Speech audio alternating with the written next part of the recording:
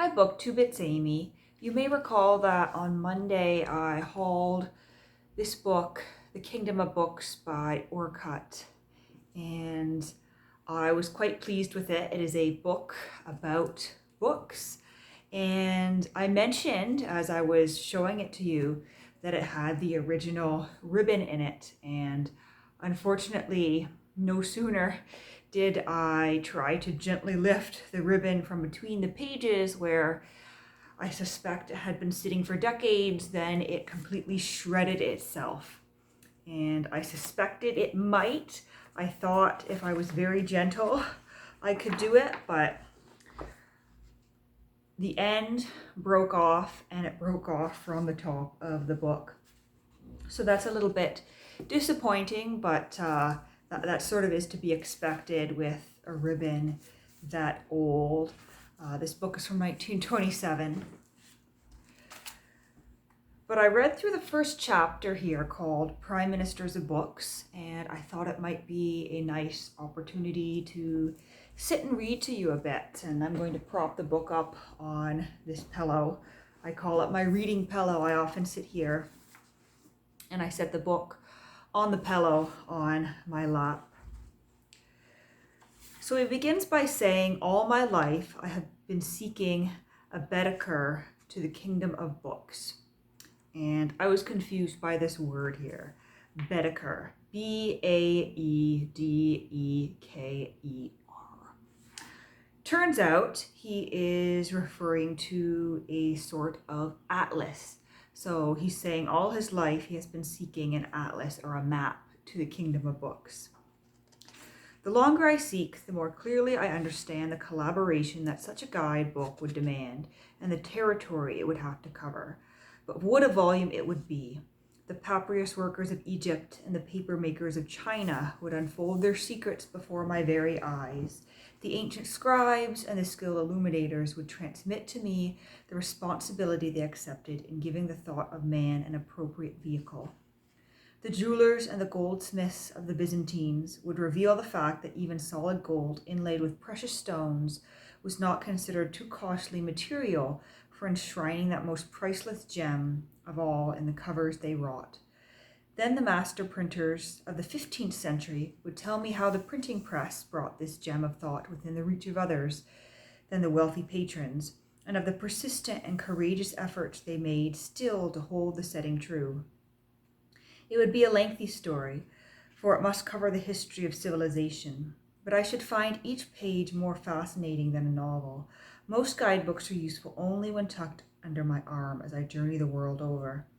This one would bring the kingdom of books to my own library, where on a winter's night, with a cheerful blaze in the fireplace, I could study the monuments at my leisure and commune with the great characters of their periods and the revealing examples they have left behind. Again, I say, what a volume that would be. Yet, realizing the impossibility of its creation, I myself found much inspiration in my ever-continuing quest of the perfect book, from absorbing what other pilgrims have discovered in their journeys along the same fascinating paths. I have enjoyed comparing their experiences with my own, particularly when these have led to different conclusions. These very differences have helped to fill in the details of a picture which can never be completed, for the quest can never end. One lover of books can expect only to relay to another the messages which the volumes have conveyed to him, and each message must be quite different in its individual interpretation.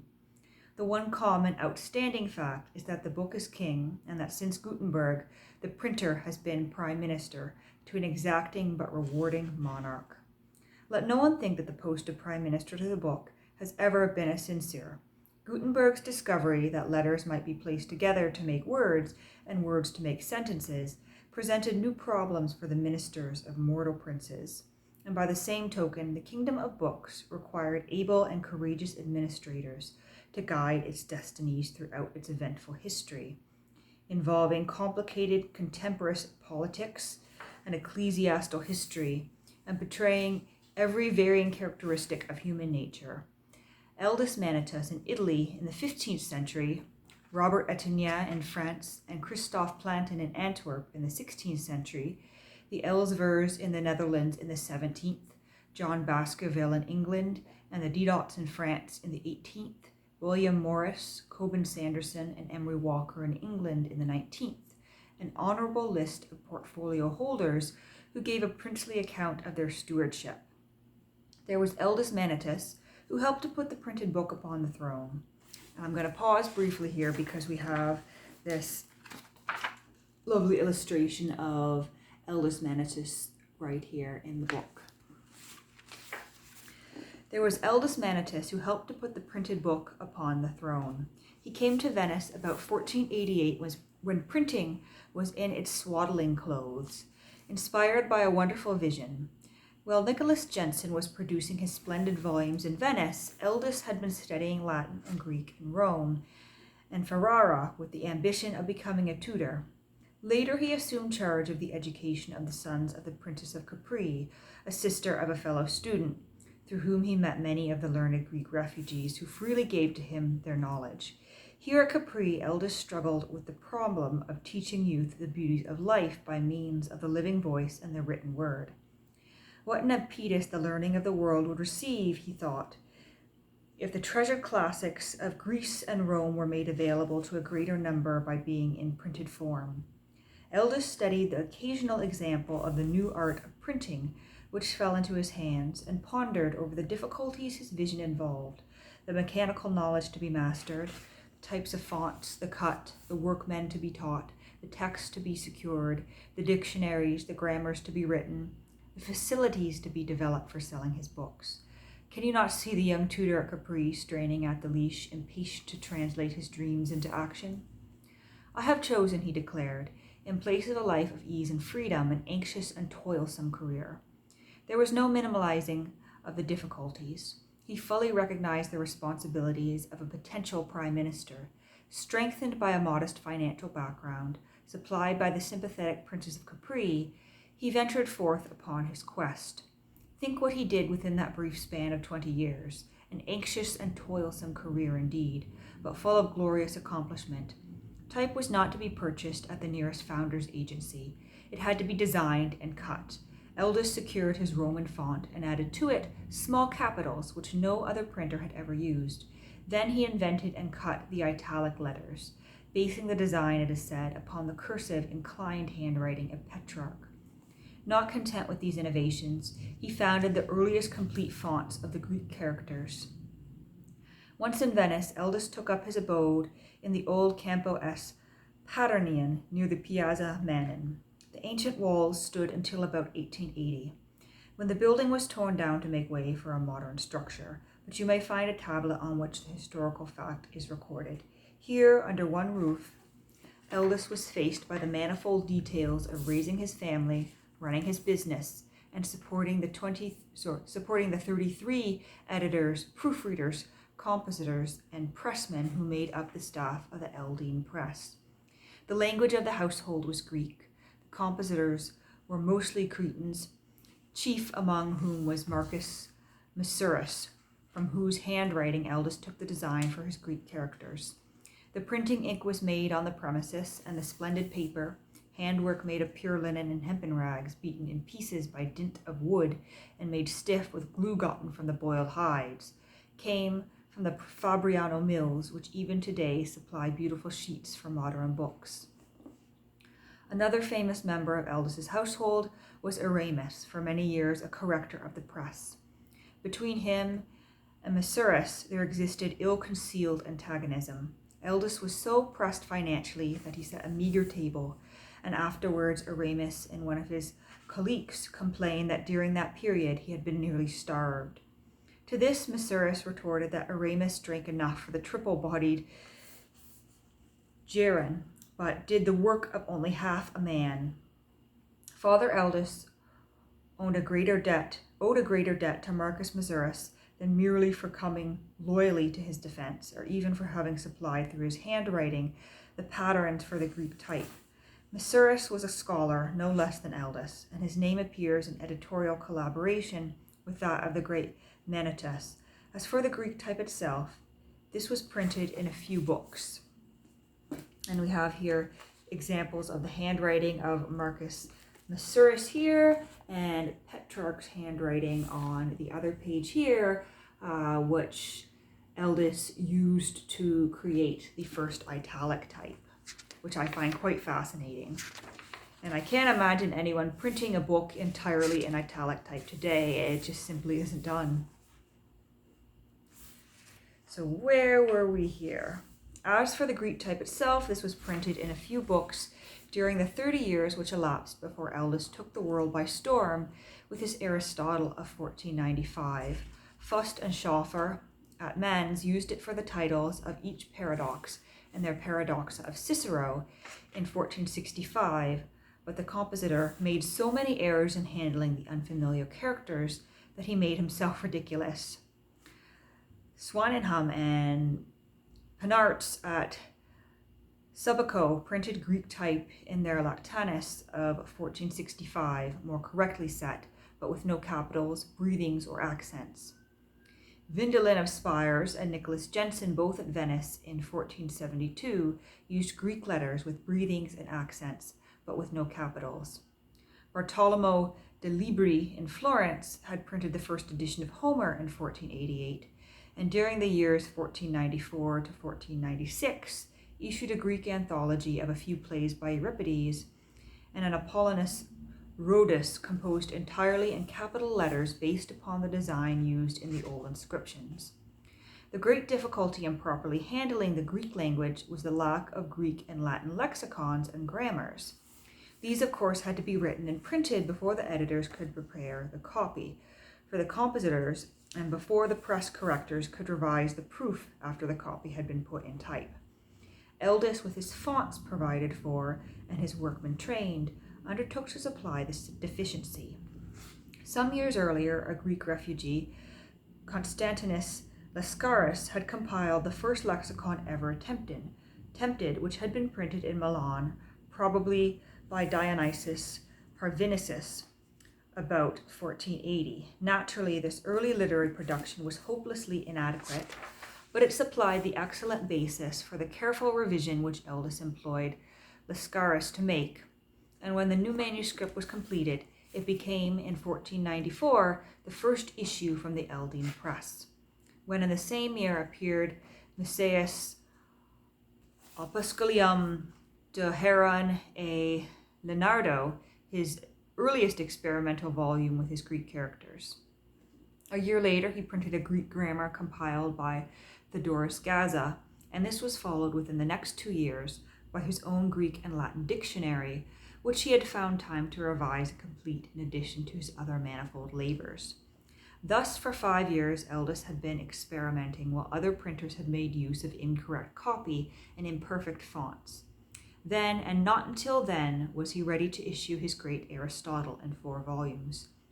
So nearly like the manuscript text from which he had taught his pupils at Capri, that he could feel the joy of knowing that his dream had come true. This he followed with his Aristophanes of 1498. Much as the cursive design of the Eldine Greek has been criticized in later years, its appearance was hailed with enthusiastic approval, and its popularity held for nearly 3 centuries. Eldis realized that to compete against the handwritten volumes, his printed books must represent extraordinary workmanship, and many of his beautiful examples were deemed worthy of being embellished by the art of the illuminator and encased in the splendid bindings of Grolier. But his heart was still set on issuing those smaller and less magnificent classics. And here we have illustration, Eldis's first Greek book. And we also have another illustration here, a portrait of Marcus Messurus.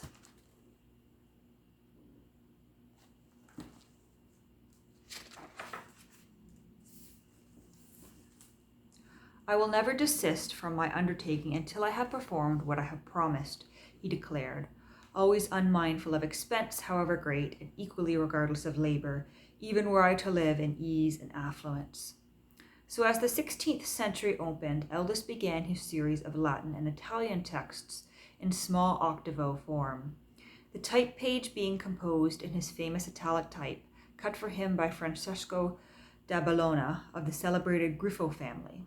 The small, compact form of this design found immediate favor, The Virgil of 1501 was the first volume printed in the new type, to which were promptly added Dante and Petrarch, and a long series of Latin and Italian authors. The small octavo series in Greek was inaugurated with the Sophocles of 1502. Then came Thucydides, Herodotus, Xenophon's Hellenica, and Demosthenes. What a contribution to a world which until then had been wholly dependent upon manuscript volumes for all the classics, except for a few isolated imperfect editions. The wide-margin Plato, on heavy handmade paper at 2 ducats, was no extravagance for a wealthy book lover, but the little Adeline Virgil, no less perfectly made in smaller format on lighter paper at 2 lire, was even more treasured by the student. There is a difference between them, I must admit.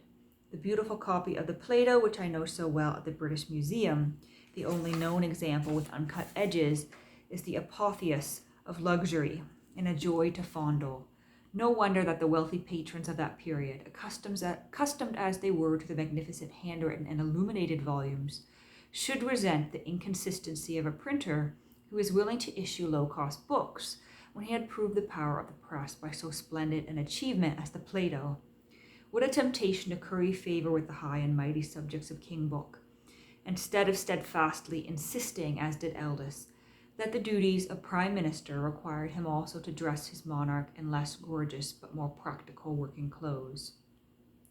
Imagine a publisher today dependent upon personal correspondence for the sale of his volumes. Nearly every hour Eldis wrote to Neviradus comes a letter from some scholar, and if I undertook to reply to them all, I should be obliged to devote day and night to scribbling. I leave many letters unanswered, while to others I send brief replies, not from pride or discourtesy, but to go on with my task of printing good books. In time, he arranged with agents in the various cities to assist in the distribution. Then came piratical copies of his choicest volumes, made by unscrupulous printers in Paris and Lyon, who carefully refrained from placing on them imprints or dates. The copyright Eldis had secured protected him only within Venetian territory. The devastating wars added to his complications. For 7 years, the harassed printer complained, books have had to compete with arms.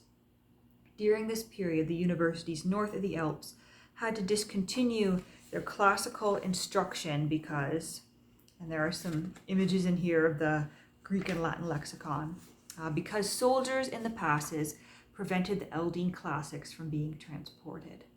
Problems enough, one might say, for any printer to compete against. My days and nights are devoted to the preparation of material, he writes. I can scarcely take food or strengthen my stomach, owing to the multiplicity and pressures of business. With both hands occupied, and surrounded by pressmen who are clamorous for work, there is scarcely time even to blow my nose. 20 years of an anxious and toilsome career, and then on February 6, 1515, came the end of earthly service. Eldis died a poor man, estimated by worldly possessions, but what fortune is vast enough to buy the place he now holds in history? And what greater triumph could a prime minister to the book achieve at his death than to lie in state in the church of St. Paternian in his beloved Venice, surrounded by the volumes he had created, mute but eloquent witness of his service to his king. At the end, the great heart turned back to those happy days at Capri, where his vision had first come to him, and he asked that his mortal remains be laid at rest amidst the scenes of his early labors. After the death of Eldis Menitis, his father-in-law, Andrea de Torsani, did all in his power to maintain the traditions of the portfolio. Associated with him were his 2 sons, Francesco and Federico,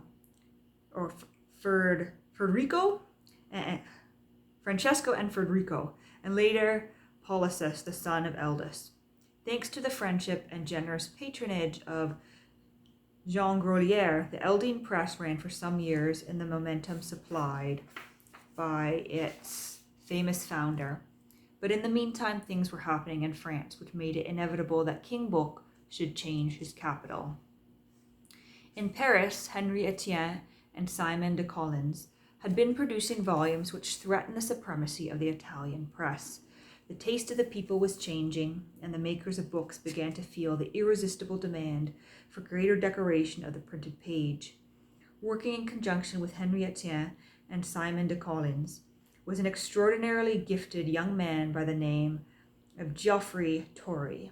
He was an author, a designer, and an engraver. He is referred to also as a printer and a binder, but I believe his relation to the building of books was artistic rather than physical. The interest taken by this young man at this particular time in the history of the book had an important bearing upon the succeeding prime ministry. About 1525, Simon de Collins issued a book of hours with initial letters and borders by Geoffrey Torrey, which in spirit and design were entirely different from anything that had been previously produced in France.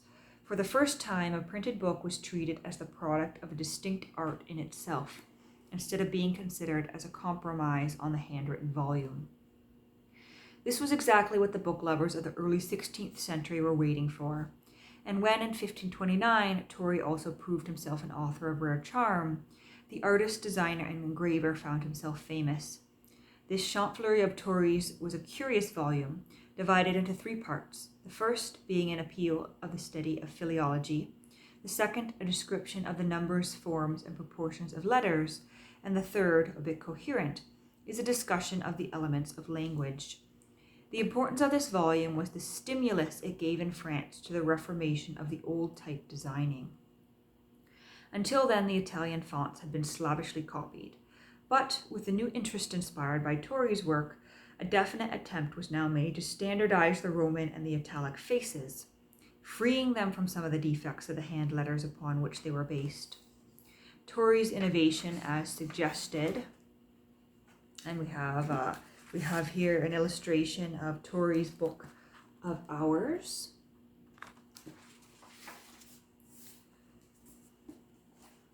And let me find that sentence. Torrey's innovation as suggested is his Chant-Fleury of deriving the shape and proportion of each letter from the symmetry of the human body was of course fantastic, but in effect it produced a revolution in French type design, which gave a new distinction to the Roman characters and abolished the use of Gothic. It was Torrey who introduced accents to the French types. The device of Geoffrey Torrey is one of the most famous in the history of the book. The first use of the podcast was as a line drawing at the end of a Latin poem, written by him upon the death of his little daughter Agnes. He himself explains its significance in his Chant-Fleury, that the broken pitcher is symbolic of our body, which is only a vessel of clay, that the wimble represents fate, which transfixes both the weak and the strong. The 3 chains stand for the 3 fates, sealing the book of life upon our death, and the flowers in the pitcher are symbols of our virtues. Others see in the design a more intimate story, the broken pitcher standing for a life cut short, the book recalling the literary exercises of little Agnes, which her father directed, the winged figure as symbolic of her soul, and the motto, non plus, expressing the father's despair over the loss of his beloved daughter. Whatever the significance, Torrey placed this mark upon the sheets or the covers of the books he glorified. Thus closely did these early artist craftsmen associate their labors and loves. And here is the devices of Torrey with the one just described in the middle. By the time Torrey died in 1533, the decoration of the book was running riot. No volume was acceptable unless it had portraits or initial letters or borders or illustrations. Where all this might have ended except for Robert Estienne, the new prime minister to the book, no one can tell. Robert was firmly grounded in his knowledge of bookmaking by his apprenticeship in the printing offices of his father, Henry Estienne, and later through his work with his stepfather, Simon de Collins. To make it complete, he married the daughter of Jodocus Badus Ascensus, another famous printer. He was in hearty sympathy with Torrey's ideas regarding the cutting of the typefaces, but his interest in book decoration did not go beyond the headpieces and tailpieces and the initial letters. Torrey designed. He established himself on his own account when barely 22 years of age, and the volumes he produced were so beautiful that in 1539 Francois appointed him royal printer. Robert Estienne's various printing establishments in Paris and Geneva never exceeded 5 or 6 fonts of Roman and Italic type, with several cases of ornaments engraved on wood. 4 hand presses, and from 15 to 20 editors, compositors, and pressmen. Yet, during the 34 years of his service to the book, he averaged 16 volumes a year, a tremendous output when the nature and quality of his publications are taken into account. No wonder that Robert had to neglect his personal and domestic affairs. Without divine assistance, he wrote, I should have succumbed under the strain. Like Eldest, Etienne maintained his associates, and the language of his house was Latin, while that of the Venetian establishment had been Greek. It has not been the custom to associate printers with royal functions, but Robert Etienne, in his new capacity of Prime Minister of the Book, was no less a credit to his monarch than was Benvenuto Cellini. Both were artists and added luster to the French court. Francois was eager to secure for himself, through letters, the prestige which had been the glory of the Italian princes, and out of the liberal support given to the recutting of the old types came the glorious royal Greeks, than which nothing more beautiful of their kind had ever been seen. Yet, curiously enough, Robert leaned towards Latin more than towards Greek, and demonstrated his scholarship by preparing a Latin dictionary, which remained the standard for 2 centuries. The responsibility of the Etienne Prime Ministry, then, was to maintain, to improve, and to carry on, rather than to create, and this Robert did in spite of tremendous difficulties. There was no need for him to concern himself with the preparation of Greek lexicons or grammars. There was no trouble in securing accurate copy for the classics, and the work of Eldest had provided these basic necessities. But new dangers threatened King Book. Until now, the demand for books had come mostly from the ecclesiastics and the universities, but when the Reformation broke loose, the people realized that they must turn to the printed book to learn what it was all about. This would seem to be a wonderful opportunity for the printer, but together with the demand from the people came an awakening on the part of the church, that if the masses were going to read, the subject matter of the book must be made to conform with the teachings of the monks. Etienne and Eldest were the greatest scholars, unless we include William Morris, who ever served as prime ministers to the book. And it was this scholarship that led the Frenchmen into trouble. After having Grandin cut the royal Greeks, Etienne undertook to edit the texts to make them conform in accuracy with the beauty of the type. It was he who first subdivided the chapters of the New Testament into verses, doing much of this labor, it is said, while riding on horseback between Paris and Lyon. And wherever he found obvious errors of the text, he corrected them. These were liberties the ecclesiastical censors could not tolerate. They were already quite suspicious of the Greek language because few of them could read it, and as for Latin, the church felt the responsibility of directing the nature of the press, the nature of the reading placed before the people by the printing press. That this censorship was oppressive and that it retarded the advance of learning cannot be disputed, but even the most partisan must admit that it was a natural defensive reaction. 2 distinctive editions disclose Robert Etienne's ambitions. The 4-volume quarto Cicero of 1538, printed in the recut Roman type based upon Italian models, with a running head in large lowercase letters instead of the Eldine small capitals, and the same material issued in 8 small volumes in 1543 with italic type based upon the Eldine characters. The magnificent books printed in the Royal Greeks and the quartos in Roman type were for those who could afford the luxury of expensive volumes. The smaller editions, like the classics of Eldest, were well made but at a price which the lean purse could pay. While Francois lived, Etienne was protected from the censors, but when Henry II ascended the French throne, the printer realized that even his life was in actual danger. As early as 1546, when the publisher Dolet was hanged and then burned, together with his heretical volumes, in the Place Maubert in Paris, Robert began to make plans to leave the country. Not even the punning epigram Dolet is reported to have uttered at the gallows, non dole ips dole, sed pia turbo dole, could restrain him. Yet it was 6 years before he actually succeeded in making his escape to Geneva. I wonder what his feelings must have been then, after deserting Paris because of what he considered Catholic persecution. He saw the Catholic Servetus burned at the stake in Geneva by order of the Protestant John Calvin. Every copy of the offending Christianism Restituto was supposed to have been burned with Severatus, but in the Bibliothèque Nationale in Paris is the very copy containing the annotations of Caledon, his accuser, saved from the fire, but with its edges burnt by the flames. No religion has ever held a monopoly on the control of human passions. For half a century after Robert Etienne, there was little competition for the position of prime minister. The portfolio was classified among hazardous risks. When Christophe Plantin came under the sway of the begooling king of books and offered his devoted service, but with a polite suggestion that the court should be located in Antwerp instead of in Paris, this was not altogether because he felt that here he stood more chance of keeping his head. The Plantin books recall to us that by the middle of the 16th century, Antwerp had outstripped Paris or even London as the leading commercial city in the world. Failing to foresee the disasters which were to fall upon himself and upon the city of his choice from the Spanish fury, Plantin undertook to emulate the achievements of Eldis and Etienne and to build upon the basis they had already established. The Roman, Italic, and Greek types of his predecessors were minutely studied, revised, and recut. He surrounded himself with learned authors and editors, chief among whom the famous Lippius, and was so scrupulous that he, in the matter of accuracy, that he displayed his proof sheets in front of his printing office, offering rewards for the detection of errors in the typography of the text. Plantin was at heart as capable a builder of books as Eldis or Etienne, but conditions had changed.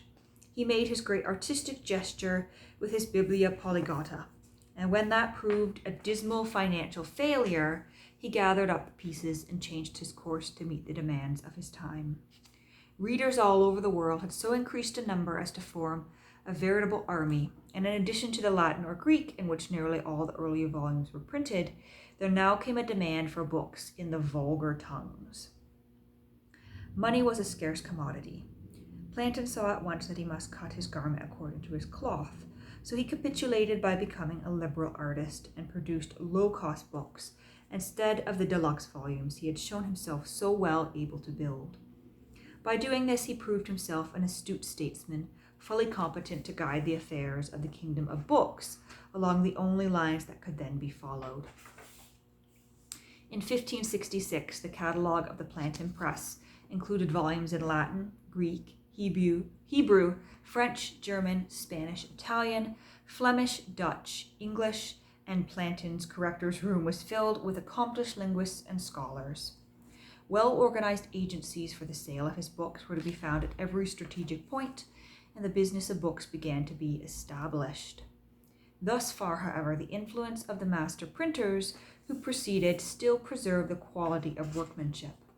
The Plantin volumes could not compare as a whole with those of Eldis or Etienne, yet they were so far superior to what other printers of the period could produce that they excited universal admiration.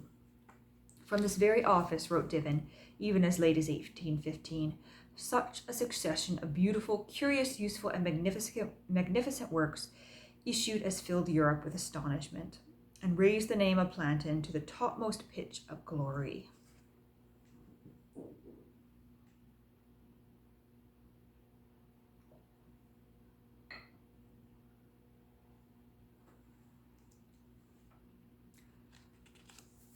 Let's see, where was I?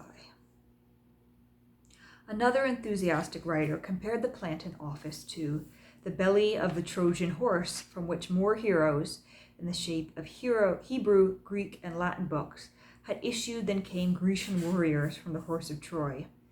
Then came the decline in the portfolio of prime minister to the book. All through the 17th century was heard the demand, too familiar, alas, in the 19th and 20th centuries as well, for cheap books at low cost, but cheap. Eldis and Etienne and Plantin had made low-cost volumes, but never a cheap one. Paper makers in Switzerland now catered to public demand by offering a product made of inferior rags or substituted fiber. Even the better grades of paper had a hard, uneven surface on which the type, worn by constant use, appeared in broken, irregular blocks. I like to call attention to this period when, after expending infinite pains upon the typography of a volume, the publisher protests over the slightly extra expense of a quality of paper which is necessary to preserve the harmony. I've even been tempted to refer to him to what the Reverend Cracherode, whose volumes are now among the most highly prized treasures in the British Museum, used to say regarding the leaves of a book. How they talk to you, how they invite you by such small talk to turn them over and to read what is impressed upon them. And the paper was not the only degradation of the 17th century book. Makers of ink had discovered new and less expensive materials, which resulted in a gray page as against the beautiful black of the earlier period. No longer were printers invited to set themselves up in monasteries, as at Sabaco, or in palaces, as at Rome, or in colleges, as at Paris. Instead of supporting the art of printing, both church and state now openly opposed it.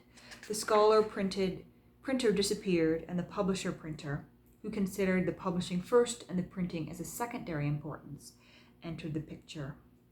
About 1625, after a long vacancy, Bonaventura Elzevir and his nephew Abraham jointly assumed the role of Prime Minister of the book in Leyden.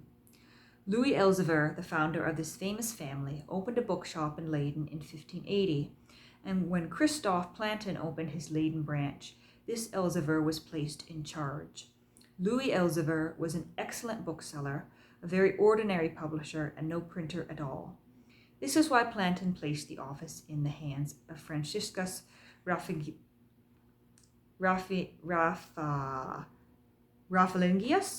perhaps. That's an interesting name.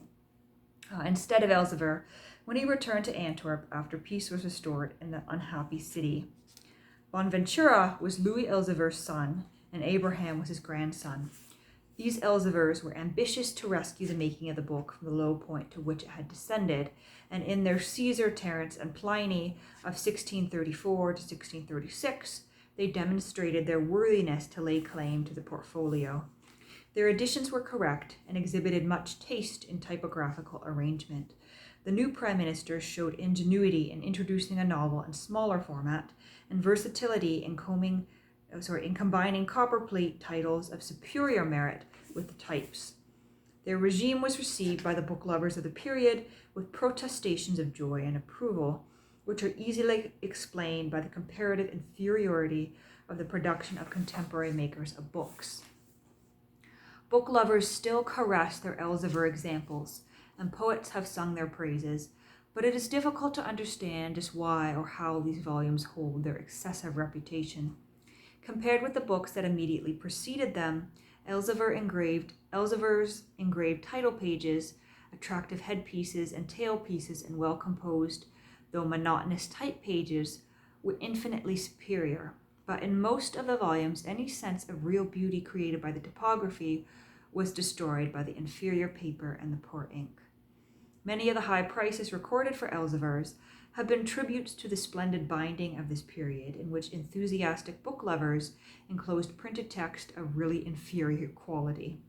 Personally, I have always held a grudge against the Elzevirs, because after demonstrating how much they knew of fine bookmaking, they did not preserve a better average. It was high time that the Prime Minister of the book should reorganize the affairs of the Minister of the Interior and put the kingdom upon a common-sense business basis. But it does seem as if this might have been accomplished without encouraging the makers of imitation paper and counterfeit ink.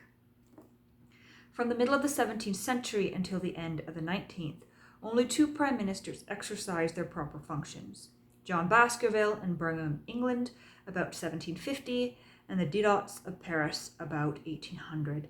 The Englishman is the more extraordinary figure because he emerged without advanced heralding and apparently without previous experience. He designed and cut types which rivaled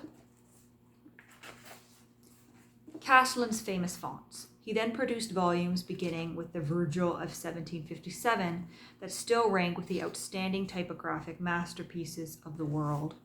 John Baskerville was a character in Birmingham long before he so unexpectedly assumed the portfolio of Prime Minister of the book. His personal eccentricities enraged his neighbors to such an extent that it is difficult to obtain a fair estimate of his real personality. The town first knew him as a servant in the family of a clergyman. Then he taught the art of writing in King Edward's School in the little churchyard at Edgbaston. The sexton will still show you 2 slate slabs on which the inscriptions were cut by John Baskerville, writing master. The writing master grew ambitious and in due time succeeded in establishing himself in the Japanese business, from which he achieved a fortune. Proud of his success, he dressed himself in a green coat and trousers with narrow gold lace edging, a scarlet waistcoat covered with gold lace, and a small round hat similarly decorated. Thus apparelled, he drove about in a gorgeous equipage emblazoned with panels containing decorations of flowers and naked cupids, and drawn by 2 magnificent cream-colored horses. Here, surely, was a prime minister with an appreciation of the dramatic, or was he simply taking revenge on his past? This was the man who produced the first finely made book in England, the Royal Quarto Virgil of 1757. His very first volume has the best title page of any book issued since the Elding Press. Following the custom of the time, the type is spread all over the page, but at least Baskerville reduced the number of words to the minimum. The book is thoughtfully composed in type of Baskerville's own design. It is printed in the most beautiful and brilliant purple-black ink ever seen, made by his own formula, on a hand press of his own manufacture. The paper was also made by him from waste silk. This was the first time paper had ever been given a smooth, polished surface, accomplished by pressing the sheets between heated Japan plates of his own invention and manufacture. John Baskerville may have been vainglorious, but somehow, from some source, he acquired the sense of visualizing the book as a whole and succeeded in contributing to its original element, which made his prime ministry constructive. He may have had a disagreeable disposition, but at least he possessed that something which found permanent expression in his volumes, gained for him the contemporary friendship and admiration of Benjamin Franklin and Macaulay, and the appreciation of book lovers for all time.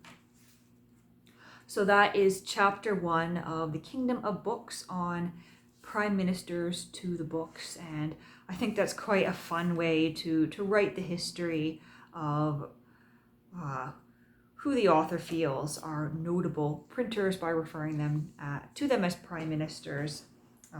The book, the printed text, the art is of course the king, and the prime minister is serving at the pleasure of the book here.